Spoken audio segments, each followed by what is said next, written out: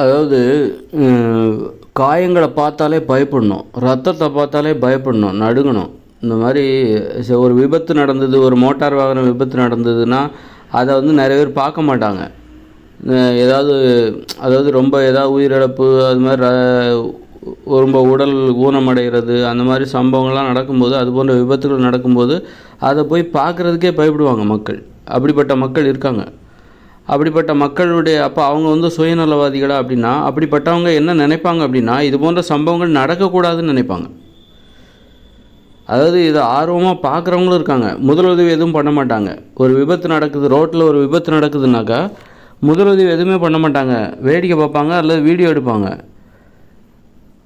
அவர்கள் வந்து இது போன்ற சம்பவங்கள் நடக்கணும்னு நினைப்பாங்க. ஆனால் அந்த இடத்துல வந்து உதவி பண்ணுறாங்க பாருங்கள், அவங்களுக்கு கூட அவங்க இதெல்லாம் பார்ப்பாங்க, இந்த கொடூரமான காட்சிகளை பார்ப்பாங்க. ஆனால் முதலுதவி பண்ணுவாங்க. அவங்களுக்கு ஏதாவது ஆஸ்பத்திரிக்கு கூப்பிட்டு போகிறது, ஆம்புலன்ஸுக்கு ஃபோன் பண்ணுறது, அந்த பாதிக்கப்பட்டவரை எடுத்து ஆம்புலன்ஸில் ஏற்றி வீட்டு ஆஸ்பத்திரி கொண்டு போகிறது, இப்படி எல்லா உதவிகளையும் செய்வாங்க. அவங்களுக்கு இந்த மாதிரி காயங்களை பார்க்குறதுக்கு தைரியம் இருந்தால் கூட இது மாதிரி சம்பவங்கள் நடக்கக்கூடாது அப்படிங்கிற கவலையோடு அது மாதிரி முதலுதவி பண்ணிகிட்ருப்பாங்க.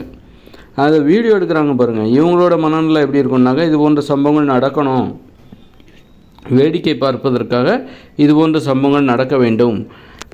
யாருக்காவது குறைவான அடிபட்டிருந்தால் அவங்க என்ன நினைப்பாங்கன்னா, இது சாதாரண அடி தானே, இன்னும் நிறைய அடிபட்டிருந்தால் பார்க்குறதுக்கு சுவாரஸ்யமாக இருக்கும், அந்த விஷயத்தை 4 பேர்கிட்ட போய் பேசலாம், அன்னைக்கு பேசுகிறதுக்கு அவருக்கு ஒரு சுவாரஸ்யமான சம்பவம் கிடச்சிருச்சு அப்படின்னு நினச்சிட்டு அவர் வந்து அந்த மாதிரியான மனநிலை உடையவர்களும் இருக்கிறாங்க. சிலர் என்ன நினைக்கிறாங்கன்னா, இந்த காட்சியை பார்க்க மாட்டாங்க. ஒரு விபத்து நடக்குது, ஒரு கை கால்கள் துண்டாயிடுச்சு, உடம்பு செதஞ்சு போச்சு, மரணம் நிகழ்ந்து விட்டது அப்படின்னா அது போன்ற காட்சியை பார்ப்பதற்கே அச்சப்படுவார்கள். ஆனால் அப்படிப்பட்டவங்க சுயநலவாதி பார்க்காமலே போயிடுவாங்க. அப்படின்னா பார்க்காமலே போயிடுவாங்க, அல்லது தூரமாக இருந்துட்டு கூட என்னன்னு பாருங்கப்பா அப்படின்னு கூட சொல்லலாம், என்னன்னு பாருங்கள், அவருக்கு ஏதாவது தகவல் சொல்லுங்கள் அப்படின்னு கூட சொல்லலாம். ஆனால் இப்படிப்பட்டவங்க அந்த பார்க்காமலே இருக்காங்கள்ல, ஒரு ரத்த காயத்தை பார்க்காமலே இருக்காங்க, பார்க்குறதுக்கு பயப்படுறாங்க பாருங்கள், ஒரு மாதிரி ரத்த காயத்தெல்லாம் பார்க்குறதுக்கு பயப்படுறவங்க இந்த மாதிரி சம்பவங்கள் நடக்கக்கூடாதுன்னு தான் நினைப்பாங்க. ஏன்னா நடந்தால் அது மாதிரி பார்க்க வேண்டிய சம்பவம் வந்துடுமோ அப்படிங்கிற அடிப்படையில் இது மாதிரி சம்பவங்களை நம்ம பார்க்கவே கூடாது, இது மாதிரி சம்பவங்கள் நடக்கவே கூடாது, நடக்கிறதுனால தானே நம்ம பார்க்க வேண்டிய கட்டாயத்துக்குள்ளே நமக்கு தள்ளப்படுகிறோம், அதனால் இது போன்ற சம்பவங்கள் நடக்கவே கூடாது, யாருக்குமே நடக்கக்கூடாது அப்படின்னு நினைக்கிற ஒரு மென்மையான இயல்புடையவர்கள். கண்டிப்பாக இது வந்து ஒரு உயர்ந்த நிலை தான். இப்படி நினைக்கிறாங்க பாருங்கள், ஒரு விபத்து நடக்குது, கோரமான விபத்து நடக்குது, ஆனால் அதை பார்க்குறதுக்கே பயப்படுறாங்க. அப்படிப்பட்டவங்க நம்ம வந்து சுயநலவாதின்னு நம்ம சொல்லக்கூடாது. அப்படிப்பட்டவங்க வந்து இது மாதிரி சம்பவங்கள் நடக்கவே கூடாதுன்னு தான் நினைப்பாங்க. இது ஏன் நடக்குது அப்படின்னு யோசிப்பாங்க, இது நடக்காமல் இருக்கிறதுக்கு என்ன பண்ணலாம், இந்த மாதிரி சம்பவங்கள் நடக்கவே கூடாது அப்படின்னு தான் நினைப்பாங்க. அப்போது இது போன்ற கோரமான சம்பவங்கள், விபத்துகள் யாருக்குமே நடக்கக்கூடாது அப்படின்னு நினைக்கிறவங்க இந்த உலகம் முழுக்க இருந்துட்டாங்கன்னா இந்த உலகத்தில் போரே கிடையாது, போர்களே நடைபெறாது, வன்முறையே இங்கு நிகழாது, குற்றங்கள் நிகழாது, கொலைகள் நிகழாது. அப்போது இதில் அதனால தான் நான் சொல்கிறேன், இந்த மாதிரி காட்சிகளை நான் என்னால் பார்க்கவே முடியாதுன்னு சொல்லிட்டு ஓரமாக ஒதுங்கி போகிறாங்க பாருங்கள், பார்ப்பதற்கு கூட தைரியம் இல்லாமல் பயந்து போகிறாங்க பாருங்கள், அவங்க வந்து உயர்வானவங்கன்னு நான் சொல்கிறேன். ஒருவேளை அது அவங்க வீட்டில் யாருக்கோ ஒருத்தருக்கு அடிபட்டிருந்தது, பாதிக்கப்பட்டிருக்கு அப்படின்னா கண்டிப்பாக வேறு வழி இல்லை, அவர் போய் பார்த்து தான் ஆகணும். அதனால் வந்து தன்னால் பார்க்க முடியலன்னா கூட அவர் எந்த இடத்துல போய் பார்த்து தான் ஆகணும், பார்த்து என்ன செய்யணுமோ அதை செஞ்சு தான் ஆகணும். அதே நேரத்தில் வந்து ஒரு ரோட்டில் விபத்து நடக்குது, யாருமே இல்லை, அந்த நேரத்தில் அவர் கடந்து போகிறது ரொம்ப தப்பு. என்னால் பார்க்க முடியாது, அதை பார்க்கவே முடியாது அப்படின்னு சொல்லிட்டு அந்த மாதிரி பாதிக்கப்பட்டவரை அவர் அனாதையாக அம்போன்னு விட்டுட்டு அவர் கடந்து போனார்னா அது ரொம்ப தப்பு. அங்கே பார்த்துக்கிறதுக்கு நிறைய பேர் இருக்காங்க, அதனால் இவர் வந்து பார்க்காம கடந்து போகிறார். இதை பார்க்காம இருக்கிறதே ரொம்ப நல்லது அப்படின்னு சொல்லிட்டு அவர் அதில் கடந்து போகிறார். பார்த்துக்கிறதுக்கு அங்கே பார்த்துக்கிறதுக்கு 30-40 பேர் நிற்கிறாங்க அப்படின்னு சொல்லிட்டு அதனால் அவர் வந்து என்ன பண்ணுறாரு, சரி நம்ம போய் பார்க்கணுங்கிற அவசியம் இல்லை, நிர்பந்தம் இல்லை, ஒன்றும் கட்டாயம் எதுவும் இல்லை, அவங்க பார்த்துப்பாங்க, இது போன்ற கோரமான சம்பவங்களை பார்க்காம இருக்கிறது தான் ரொம்ப நல்லது, பார்ப்பதற்கு எனக்கு தைரியம் இல்லை அப்படின்னு சொல்லிட்டு அவர் போயிடுறார். வருத்தப்பட்டுகிட்டே போயிடுறார், கவலைப்பட்டுக்கிட்டே அந்த பாதிக்கப்பட்டவரை நினைத்து வருத்தப்பட்டுகிட்டே போயிடுறாங்க. இப்படி போகிறவங்க நிறைய பேர் இருக்காங்க. இப்படிப்பட்டவங்க தான், இதுதான் ஒரு மனித இயல்பு, இதுதான் ஒரு நல்ல ஒரு மனித இயல்பு. இப்படிப்பட்டவர்கள் இந்த உலகம் முழுக்க இருந்துட்டாங்கனாக்கா இந்த உலகத்தில் போரே நடக்காது. ஏன்னா போருங்கிறது என்னது, ஒரு குண்டு வெடித்து உடம்பு செதறி துப்பாக்கியால் சுட்டு கண்ணுலெல்லாம் துப்பாக்கியால் சுட்டுருவாங்க. அப்புறம் தெரியும்ல ஒரு போர்னால் எப்படி நடக்கும், பாதிக்கப்படுறவங்க எவ்வளோ கொடூரமாக பாதிக்கப்பட்டிருப்பாங்க. அப்போ வந்து அதனால் இது போன்ற அப்போது ஒரு காயத்தை பார்த்து இரத்த காயத்தை பார்த்து பயப்படுறவங்க இந்த உலகம் மனுஷங்க எல்லாருமே இரத்த காயத்தை பார்த்து பயப்படுறவங்களா இருந்தால் இந்த உலகத்தில் போர்களே நடைபெறாது, மாமிசத்தையே சாப்பிட மாட்டாங்க. அப்போ மனித இயல்பு மனித இயல்புன்னா என்னன்னாக்கா இரத்த காயத்தை பார்த்து பயப்படணும், இரத்த காயத்தை பார்த்து பார்க்குறதுக்கே பயப்படணும். அது பார்க்குற துணிவு என்பது உனக்கு இருக்கக்கூடாது. ஆனால் வேறு உன் வீட்டில் அந்த மாதிரி ஒரு சம்பவம் நடக்குது அப்படின்னா வேறு வழியே இல்லை, நீ பார்த்து தாங்கணும். அப்படிப்பட்ட சூழ்நிலைக்கு நீ தள்ளப்பட்டு விட்டாய். நீ அப்படிப்பட்ட ஒரு காட்சியை பார்ப்பதற்கு நீ எதை பார்க்கக்கூடாதுன்னு நினைக்கிறாயோ அப்படிப்பட்ட காட்சியை நீ பார்ப்பதற்கு உன் வீட்டில் அது நடந்ததுனால அல்லது உனக்கு தெரிஞ்சவங்க வீட்டில் அது நடந்ததுனால நீ அதை பார்க்கின்ற ஒரு கட்டாயத்திற்கு தள்ளப்பட்டு விட்டாய். அப்படி தான் இதை நம்ம புரிஞ்சுக்கணும். அதனால் மனித இயல்புன்னா என்னன்னாக்கா மனுஷங்க வெவ்வேறு மாதிரியாக இருக்காங்க. சிலர் பயப்படுவாங்க, சிலர் பயப்பட மாட்டாங்க. அப்போ மனுஷங்கனாலே இதான் போலுக்க மனுஷங்க ஒரு சிலர் தைரியமாக இந்த மாதிரி விபத்தில் ஏற்பட்டாலோ ஒரு கொடூரமான காட்சி, ஒரு விபத்தில் காயமடைந்த ஒரு கொடூரமான காட்சி, இதை பார்க்குறதுக்கு சிலர் தைரியமாக இருப்பாங்க, சிலர் தைரியம் இல்லாதவர்களாக இருப்பார்கள். இதுதான் மனித இயல்புன்னு நினச்சிடக்கூடாது. மனித இயல்புன்னா அது ஒன்று தான். இப்போ ஆடுனா ஆட்டுக்கு ஒரு மனித இயல்பு இருக்குல்ல, அது எதுவும் மாமிசம் சாப்பிடாது, புல்லையோ இலைதழைகளையோ தான் சாப்பிடும். ஆனால் மனுஷங்க ஒருத்தர் சைவமாக இருக்கார், ஒருத்தர் அசைவமாக இருக்கிறாரு, வெவ்வேறு மாதிரி இருக்கிறாங்க மனுஷங்க. அதனால் மனித இயல்புனா என்னங்கிறதுல பெரிய குழப்பம் இருக்குது. மனித இயல்புனா அது எப்படி ஆடு மாடெல்லாம் அவைகளின் இயல்பில் ஒற்றுமையாக இருக்கிறதோ, சிங்கம்லாம் மாமிசத்தை தான் சாப்பிடுது. சைவம் சாப்பிட்ற இலைதழைகளை சாப்பிடுகிற புற்களை சாப்பிடுகிற சிங்கத்தை நம்ம பார்க்கவே இல்லை, காய்கறிகளை சாப்பிடுகிற சிங்கத்தை நம்ம பார்க்கவே இல்லை. சிங்கம் எல்லாமே ஒன்றாகத்தான் இருக்கிறது, ஒரே மாதிரி தான் இருக்குது.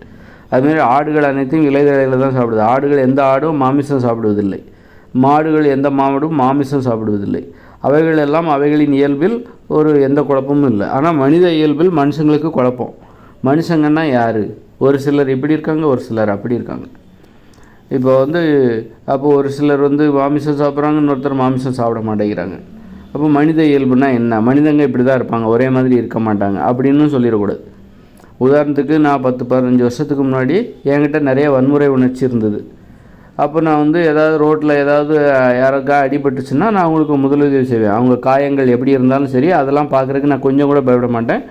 அவங்களுக்கு நான் முதலுதவி செய்வேன். முதலுதவினா ஆஸ்பத்திரிக்கு கூப்பிட்டு போகிறதுக்கு, ஆம்புலன்ஸுக்கு ஃபோன் பண்ணுறதுக்கு, ஆம்புலன்ஸில் தூக்கி வைக்கிறதுக்கு, இந்த மாதிரியான வேலைகள்லாம் நான் தைரியமாக செய்வேன். எனக்கு அதில் கொஞ்சம் கூட அந்த மாதிரி காயங்களை பார்க்குறதுல எனக்கு கொஞ்சம் கூட கஷ்டம் கிடையாது. அது மாதிரி ரயிலெல்லாம் ஒருத்தர் அடிபட்டிருக்கார், ஒரு முதியவர் அடிபட்டு ஓரமாக வீசப்பட்டார், அவரையெல்லாம் தூக்கி அந்த மாதிரி முதலுதவிக்கு ஏற்பாடு பண்ணி அந்த வேலை பண்ணுவேன். அப்போ இன்னொரு ஒரு இளைஞர் கூட அது போன்ற அடிபட்டு ரயிலில் போகும்போது அடிபட்டு விரல்கள்லாம் துண்டாகி அவரெல்லாம் ஆட்டோவில் ஏற்றி ஆஸ்பத்திரிக்கெல்லாம் அனுப்பிச்சிருக்கேன். அப்போல்லாம் எனக்கு ரொம்ப கஷ்டம் இல்லை. அதே இது இப்போ அதெல்லாம் 15 வருஷத்துக்கு முன்னாடி. அப்போ எனக்கு நல்ல வன்முறை உணர்ச்சி இருந்தது. அதெல்லாம் பார்க்குறதுக்கு எனக்கு கொஞ்சம் கூட தயக்கம் இல்லை, பயமும் கிடையாது, அச்சமும் கிடையாது. ஆனால் இன்றைக்கி ஒரு 10-15 வருஷத்துக்கு பிறகு இன்று என்ன ஆகுதுன்னா, ரோட்டில் ஒரு விபத்து, ஒரு பையனுக்கு அங்கே நிறைய கூட்டமாக இருக்குது, ஆம்புலன்ஸ் நிற்குது, ஒரு ஜீப் ஒரு பையன் பைக்கில் வந்திருக்கான், அவன் மேலே மோதி அவனுடைய கால்கள் துண்டாகி விட்டது, கால்கள் துண்டாகி செதஞ்சிருச்சு அப்படின்ற மாதிரி என்ன சொன்னாங்க. ஆனால் அதை பார்க்குறதுக்கு எனக்கு தைரியம் வரல, எனக்கு பயம் வந்துருச்சு. அதை என்னால் பார்க்க முடியாது என்கிற அந்த பயம் எனக்கு வந்துருச்சு. எனக்கு அதில் அந்த தைரியம் இல்லை. அப்போ என்ன 10-15 வருஷத்துக்கு முன்னாடி எனக்கு இருந்த அந்த மனநிலை என்பது வேறாக இருந்தது. என்னிடம் வன்முறை உணர்ச்சி அதிகமாக இருந்தது. இன்றைக்கி வன்முறை உணர்ச்சி என்னிடம் ரொம்ப ரொம்ப குறைஞ்சி நான் மென்மையானவனாக மாறிவிட்டேன். அப்போ இதில் எது உண்மை? அன்றைக்கி நான் வன்முறை உணர்ச்சியோடு இருந்தேன், அது உண்மையா? இன்றைக்கி நான் மென்மையானவனாக இருக்கிறேன் என்பது இதில் எது உண்மை? அப்போ மென்மை தான் உண்மை. இது நான் ஒரு சரியான ஒன்றை நோக்கி நான் முயற்சி செய்து நானே பெற்ற ஒரு அற்புதமான நிலை தான் இந்த மென்மையான தன்மை. இன்றைக்கி ஒரு காயத்தை பார்க்குறதுக்கு எனக்கு பயமாக இருக்குது, ஒரு இரத்த காயத்தை பார்க்குறதுக்கு எனக்கு பயமாக இருக்குது. அப்படின்னா இதுதான் உண்மையான, நான் விரும்பி தான் நான் இந்த இடத்துக்கு வந்தேன். ஏன்னா ஒரு 10-15 வருஷத்துக்கு முன்னாடி எனக்கு அந்தளவுக்கு வன்முறை உணர்ச்சி இருந்தது, கொலைவெறி இருந்தது, காயத்தெல்லாம் இப்பொழுது நான் மென்மையானவனாக மாறி, இதுதான் வந்து உண்மை, இதுதான் உண்மையான மனித இயல்பு. இதை நோக்கி தான் நான் வந்தேன். அப்போது இன்றைக்கி வந்து நான் வந்து ஒரு 10-15 வருஷத்துக்கு முன்னாடி காயத்தை பார்த்தா நான் பயப்பட மாட்டேன். ரத்த காயத்தை பார்த்தாலோ ஒரு எனக்கு வன்முறை உணர்ச்சி அதிகமாக இருந்தது, கொலைவெறி கூட அதிகமாக இருந்தது. இந்த சமூகத்தில் நடக்கிற குற்றங்கள், அநீதிகள் இதெல்லாம் பார்த்தா எனக்கு அந்தளவுக்கு கோபம், கொலைவெறியெல்லாம் அதிகமாக இருந்தது, வன்முறை உணர்ச்சி அதிகமாக இருந்தது. அதாவது அநியாயத்திற்கு எதிரான கோபம், அந்த மாதிரி தான் என்னுடைய கோபம் அந்த மாதிரி இருந்தது. ஆனால் இன்றைக்கி வந்து நிறைய தீர்வுகள் எனக்கு கிடச்சி. இந்த பிரச்சனைகளுக்கு என்ன காரணம் எல்லாத்தையும் கேட்கும்போது இன்றைக்கி ஒரு அமைதியான மனநிலை, நான் ரொம்ப மென்மையானவனாக மாறிவிட்டேன். எனக்குள் நடந்த அந்த மாற்றம். இன்றைக்கி ஒரு காயத்தை பார்த்தாலே எனக்கு பயமாக இருக்குது. அப்போது இதுதான் மனித இயல்பு, இதை நோக்கி தான் நான் வந்தேன். இதுதான் எனக்கு வேணும் அப்படின்னு சொல்லிட்டு, இதுதான் எனக்கு தீர்வு, எனக்குள்ளே இருக்கிற வன்முறை உணர்ச்சி, எனக்குள்ளே இருக்கிற கொலை உணர்ச்சி, அப்புறம் கொலை வெறி, பழி உணர்ச்சி, இதற்கெல்லாம் ஒரு மருந்தாக மாற்றாக எது இருக்க முடியும் என்றால் இந்த ஒரு மென்மையான நிலையை நோக்கி தான், மென்மையான தன்மை, மென்மையான மனநிலையை நோக்கி தான் நான் வந்து நான் வந்து கடந்து வருகிறேன். இந்த மாதிரி ஒரு நல்ல இடத்துக்கு இதுதான் வந்து மனுஷங்க, இப்படி தான் இந்த மனுஷங்க இருந்துட்டாங்கன்னா, இந்த உலகத்தில் எல்லா மனுஷங்களும் இப்படி இருந்துட்டாங்கன்னா இந்த உலகத்தில் வந்து போர்கள் நடைபெறாது, குற்றங்கள் நடைபெறாது, கொலைகள் நடைபெறாது. ஏன் கொலைகள் நடைபெறாதுன்னா, ஒரு காயத்தை பார்க்குறதுக்கே பயப்படுறவர்களாக இந்த மனுஷங்க எல்லாருமே இருந்துட்டாங்கன்னா, இந்த உலகத்தில் இருக்கிற எல்லா மனுஷங்களும் ஒரு காயத்தை பார்க்குறதுக்கு, ரத்தத்தை பார்க்குறதுக்கு, ஒரு விபத்தை, கொடூரமான ஒரு விபத்தை பார்ப்பதற்கு பயப்படுறாங்க அப்படின்னா, அப்போ இந்த உலகத்தில் எப்படி கொலை நிகழும், குற்றங்கள் நிகழும்? அப்போ இதெல்லாம் பார்க்குறதுல ஒருத்தருக்கு யாருக்கு கஷ்டம் இல்லையோ அவங்களால் தான் இந்த கொலைகளே நிகழ்கிறது, குற்றங்களே நிகழ்கிறது. அதனால் மனித மனம் என்பது மென்மையாக மாற வேண்டும், காயத்தை பார்த்து பயப்படணும். அப்போ மனித இயல்புங்கிறது என்னென்னா, ஒருத்தர் வந்து கொலைகாரராக இருக்கிறார், ஒருத்தர் மென்மையானவராக இருக்கிறார், ஒருத்தர் மாமிசம் சாப்பிடுகிறார், ஒருத்தர் மாமிசம் சாப்பிட மாட்டேங்கிறார். அப்போ மனிதர்கள்லாம் இப்படி தான் இருப்பாங்க, பல விதமாக இருப்பாங்க அப்படின்னு நீங்கள் நினச்சிடக்கூடாது. ஏன்னா நானே ஒரு காலத்தில் வந்து வன்மையானவனாக இருந்திருக்கிறேன், இன்று மென்மையானவனாக நான் என்னை மாற்றி இருக்கிறேன். அதற்காக முயற்சி செய்து மாற்றியிருக்கிறேன். அது தானாக எனக்கு தெரியாமல் நிகழ்கிற நிகழ்வு அல்ல, நானே முயற்சித்து அந்த இயல்பு இப்பொழுது எனக்கு இயற்கையாகவே இருக்கிறது. அந்த மாற்றத்தை நான் அடைந்திருக்கிறேன். அப்படின்னா அப்போ இதுதானே உண்மை. அப்போ அன்னைக்கு இருந்தது உண்மைன்னா, அப்போ இன்றைக்கி இருக்கிற நிலமைங்கிறது இது என்ன, இது உண்மை இல்லையா, இல்லை இது வந்து பொய்யா என்ன? இதுதான் உண்மை. அப்போது இப்படி தான் வந்து மனுஷங்க வந்து கடந்த காலத்தில் வன்முறையாளர்களாக, கொடூரமானவர்களாக இருந்திருக்கிறார்கள். இன்று வந்து அவர்கள் மாறி இருக்கிறார்கள், ஒரு மாற்றத்தை நோக்கி போகிறாங்க. மென்மையானவர்களாக, ஒரு மென்மையான ஒரு மனநிலையை நோக்கி, மென்மையான ஒரு குணத்தை நோக்கி போய்கிட்டு இருக்காங்க. நம்மெல்லாம் எங்கே போயிட்டுருக்கோம் அப்படின்னா, ஒரு மென்மையை நோக்கி தான் போயிட்டுருக்கோம். நான் எப்படி ஒரு வன்முறையாளனாக இருந்து மென்மையானவனாக மாறினேனோ, அதுபோல் நிறைய பேருக்குள்ளே ஒவ்வொருவருக்குள்ளே இது போன்ற மாற்றம் நிகழ்ந்து கொண்டு தான் இருக்கிறது. எனக்கு மட்டும்தான் இது நிகழ்ந்ததுன்னு நான் சொல்ல, நிறைய பேருக்கு இந்த மாற்றம் நிகழ்ந்து கொண்டு தான் இருக்குது. சின்ன வயசில் அவங்க வன்முறையாளர்களாக இருந்திருப்பார்கள், இப்போ வந்து அவர்கள் மென்மையானவர்களாக மாறியிருப்பார்கள். எனக்கு நிகழ்ந்த மாற்றம் இங்கே நிறைய பேருக்கு நடந்திருக்குது. ஒட்டுமொத்தமாக இந்த மனித இனத்துக்கே நிகழ்ந்திருக்கிறது. கடந்த காலங்களில் வந்து போர்கள், எப்போ பார்த்தாலும் சண்டை, போர், வெட்டு, குத்து, சாதி அப்படின்னு அப்புறம் பக்கத்து நாட்டுக்காரங்களோட சண்டை போட்டுக்கிட்டு இருந்தவங்க தான் ஒரு 100 வருஷத்துக்கு முன்னாடி வரைக்கும் 100 வருஷத்துக்கு முன்னாடி வரைக்கும் சண்டை, கொலை, கொள்ளை, இந்த மாதிரி போர், எங்கே பார்த்தாலும் சிற்றரசர்கள், அந்நிய படையெடுப்பு அப்படின்னு சண்டை போட்டுக்கிட்டு இருந்தவங்க தான் இன்றைக்கி அமைதியாக வாழ்ந்துட்டுருக்குறோம் நம்ம. அப்படின்னா என்ன அர்த்தம்? நம்மலாம் மென்மையானவர்களாக மாறிக்கொண்டிருக்கிறோம் என்று அர்த்தம். மென்மையானவர்களாக நாம் மாறி வருகிறோம் என்று தான் அர்த்தம் நமக்குள் இருந்து. அப்போ மனித இயல்புங்கிறது மென்மையான இயல்பு தான். நம்மலாம் வந்து தாவர உண்ணிகள், நம்மலாம் விலங்குகள், தாவர உண்ணிகள். நம்மலாம் வந்து மாமிச உண்ணிகள் கிடையாது. ஒரு உயிரை கொடூரமாக கொன்று அதன் இறைச்சியை சாப்பிடுகிற அளவுக்கு நம்மெல்லாம் கொடூரமான இயல்பு படைத்தவர்கள் அல்ல. ஆனால் அப்படி சாப்பிட்றோன்னா அது நமது இயல்பு பற்றி நமக்கே குழப்பம். நாமெல்லாம் யார் அப்படிங்கிற அந்த குழப்பம் இருக்கிறனால தான் நம்மெல்லாம் மாமிசம் வந்து சாப்பிட்டுட்ருக்கோம். ஒரு குழப்பத்தில் தான் சாப்பிட்டுட்ருக்கோம். நம்ம வந்து வன்முறையாளர்கள்னு நாமளே நம்மளை நினச்சிக்கிறோம். இந்த இயந்திர அறிவியல் உலகில் வாழ்வதற்கு வன்முறை தேவைப்படுகிறது. இது ஒரு வன்மையான உலகம். அதனால் நம்ம இயல்பை வன்மையாக மாற்றுவதற்காக நம்ம மாமிசம் சாப்பிட்டுட்ருக்கோம். அதனால் வந்து மனுஷங்க வந்து மென்மையானவங்க தான். அப்போது இந்த காயத்தை பார்க்குறதுக்கே அவங்க பயப்படுவாங்க. ரத்த காயத்தெல்லாம் பார்க்குறதுக்கே அவங்க பயப்படுவாங்க. அப்படின்னா அப்போ இப்படிப்பட்ட இயல்புடையவர்கள் தான் மனிதர்கள். அப்படின்னா இப்படிப்பட்டவர்கள் இந்த உலகம் முழுக்க இனிமேல் வரப்போகிறாங்க. இனிமேல் பிறக்கிற குழந்தைகள், இப்போ இருக்கிறவங்க எல்லோரும் மாறிடுவாங்க அப்படிங்கிறதுக்கெலாம் வாய்ப்பே கிடையாது. இனிமேல் பிறக்கிற குழந்தைகள் இயல்புலேயே அவர்கள் வந்து மென்மையானவர்களாக இருப்பார்கள். ஒரு இந்த மாதிரி ரத்தம் காயம் இதெல்லாம் பார்க்குறதுக்கே பயப்படுவாங்க. ஒரு ஆபத்தை நோக்கி அழிவை நோக்கி போகிறதுக்கே அவங்க பயப்படுவாங்க. உயிரை பணயமாக வைக்கிறதுக்கே அவங்க பயப்படுவாங்க. ஒரு உயிரெல்லாம் துச்சமாக நினைக்க மாட்டாங்க. ரொம்ப பாதுகாப்பான ஒரு சூழலில் வாழணும்னு தான் ஆசைப்படுவாங்க. ஒரு காயத்தை பார்க்குறதுக்கு அவங்க பயப்படுவாங்க. அப்படின்னா இப்போ எதிர்காலத்தில் இனிமேல் பிறக்கிற குழந்தைகள்லாம் அப்படி தான் உலகம் முழுக்க இருக்க போகிறாங்க. அப்படின்னா இந்த உலகத்தில் இனிமே பிறக்கிற குழந்தைகளால் இந்த உலகத்தில் போர்கள் நடைபெறாது. அப்போ காயத்தவே பார்க்குறதுக்கு அவங்க பயப்படுவாங்க. அப்படின்னா அவங்க எப்படி மாமிசத்தை சாப்பிடுவாங்க? இன்றைக்கெல்லாம் நாம் ஏன் மாமிசத்தை சாப்பிட்ணும்? கசாப்பு கடையில் அவன் வெட்டி கழுத்தறுத்து கரகரன்னு அறுத்து கொடூரமாக ஒரு மாட்டையோ ஒரு ஆட்டையோ கொன்று அதோட இறைச்சியோ 1 கிலோ கொடுங்க அப்படின்னா வாங்கிட்டு வந்துடுறோம். ஆனால் அப்படி ஆட்டுக்கறி சாப்பிட்றவங்க மாட்டுக்கறி சாப்பிட்றவங்க அவங்கவுங்க கையாலேயே ஒரு மாட்டையோ ஆட்டையோ கொல்லுகிற தைரியம் எத்தனை பேருக்கு உண்டு? கிடையாது, நிறைய பேர் கிடையாது.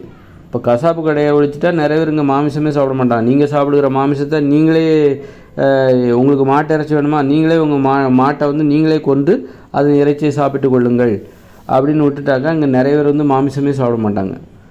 அப்படியெல்லாம் நான் மாமிசம் சாப்பிடணுங்கிற அவசியம் இல்லைன்னு சாப்பிட மாட்டாங்க. ஏன்னா மனுஷங்க வந்து மென்மையான இயல்புடையவர்கள்.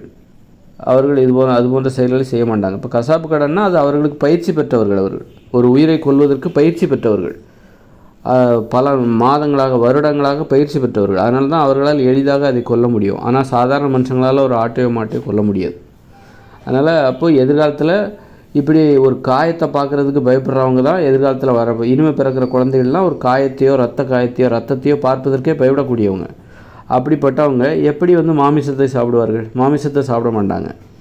தனக்கு இடையூறு செய்யாத எந்த உயிரையும் கொல்ல மாட்டாங்க. அதே நேரத்தில் இடையூறு செய்கிற ஏதாவது ஒரு உயிரினம் வந்து இவர்களை இடையூறு செய்கிறது என்றால் அப்போ அந்த உயிரினத்தை கொண்டு விடுவார்கள். அந்த தைரியமும் அவர்களுக்கு வந்துவிடும். மற்றபடி தனக்கு இடையூறு செய்யாத எந்த உயிரினத்தையும் அவங்க வந்து கொல்வதற்கு துணிய மாட்டார்கள். இதுதான் மனித இயல்பு. மனித இயல்புன்னா என்ன? ரத்தத்தையோ ஒரு காயத்தையோ பார்க்குறக்கே அவங்க பயப்படுவாங்க.